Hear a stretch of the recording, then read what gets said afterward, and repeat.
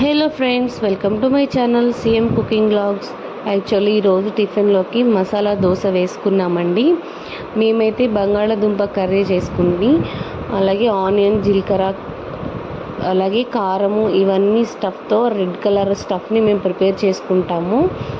అలాగే ఇలా మేము ఇంట్లో వేసుకుంటాము. మీలో ఎవరైనా ఇట్లా ఫుడ్ మసాలా దోశ తినేవాళ్ళు ఎవరైనా ఉంటే కామెంట్ బాక్స్లో కామెంట్ చేయండి. నేనైతే మసాలా దోశ చేశాను, తిన్నాను. టేస్ట్ అయితే చాలా బాగుంది.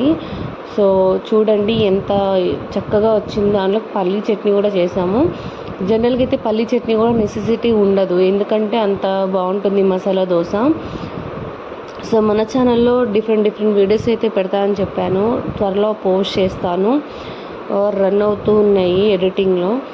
సో మరిన్ని వీడియోస్ కోసం మన ఛానల్ సబ్స్క్రైబ్ చేయండి, షేర్ చేయండి, లైక్ చేయండి, సపోర్ట్ చేయండి.